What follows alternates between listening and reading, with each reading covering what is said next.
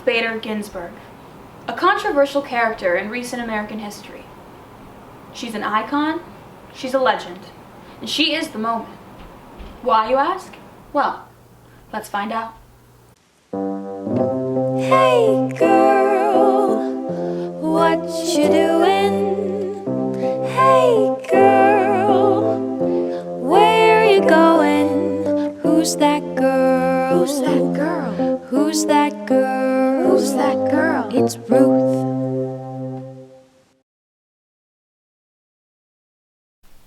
Notorious RBG, The Life and Times of Ruth Bader Ginsburg, written in collaboration by national reporter at MSNBC, Erin Carmen, and New York University law graduate, Shanna Kazinik. Together, these ladies do a wonderful job telling the legacy that Ruth Bader Ginsburg left. By starting the ACLU Women's Rights Project and being the second woman ever to serve as a justice on the U.S. Supreme Court, Ruth Bader Ginsburg defended and laid the groundwork for gender equality in America. Joan Ruth Bader was born March 15, 1933 in Brooklyn, New York. She grew up in a Jewish family in a low-income household. At a young age, she discovered her love for knowledge. The book mentions that every time her mother would get her hair done, Ruth would be dropped off at the library. The young Ruth would on average read 5 books per week.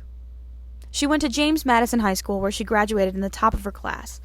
Sadly, a day before her graduation, she lost her mother, Celia, to cancer. After high school, Ruth went on to attend Cornell College. There she met her future husband, Marty Ginsburg. She then continued her education at Harvard Law School, where she was one of 9 female students in a class of nearly 500 males. After being denied her 3rd year at Harvard Law, she went on to graduate at Columbia Law School. After graduating, she became a professor. She was the first female tenured professor at Columbia Law School. Though her intent was to start her career as a lawyer, she was denied many positions that she applied for. She states that she had 3 strikes against her. Well, I was first a Jew, and the next I was a woman. That was a higher barrier. But the absolute killer was I had a 4-year-old daughter when I graduated from law school. So if they would take a chance on a woman, a mother was more than they were willing to risk. While Ruth had her own first-hand experience with sex-based discrimination, she also witnessed it among her other female coworkers. Women were being paid less than men and were being forced to take an unpaid maternity leave as soon as their pregnancy showed. Ginsburg helped other female professors file a federal class-action pay discrimination claim against the university and won. In 1970, Ruth Bader Ginsburg founded the ACLU Women's Rights Project. The biography mentions the 3 missions of the WRP: public education, changing the law, and bringing cases to the court with the help of ACLU affiliates across the country. The first and most notable case that RBG and the ACLU presented before the Supreme Court was Reed v. Reed in 1971.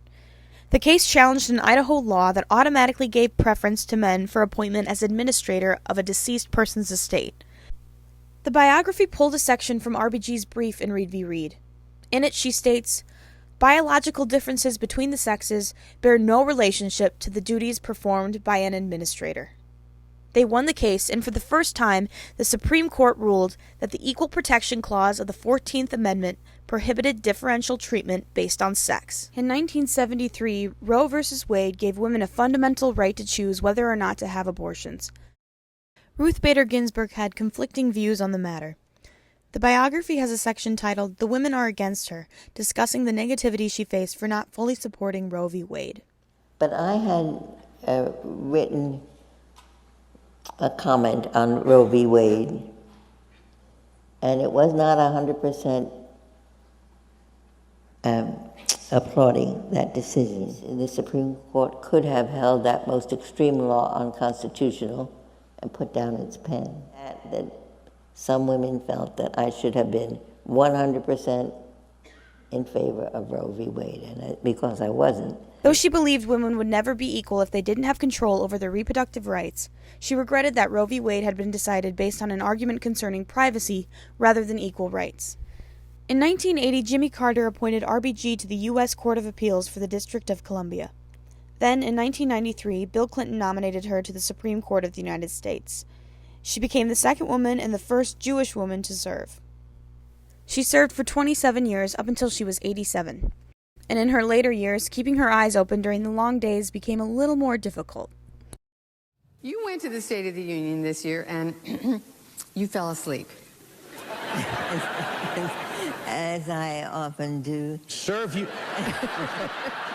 And we sit there stone-faced, sober judges, but we're not, at least I wasn't, 100% sober, because before we went to the State of the Union, we had dinner together.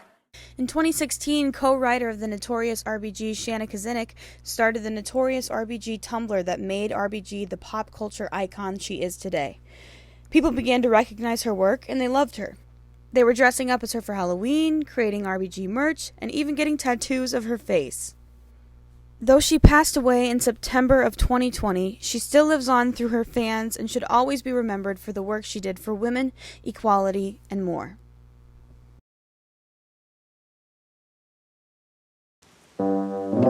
Hey girl, what you doing? Hey girl, where you going? Who's that girl? Who's that girl? Who's that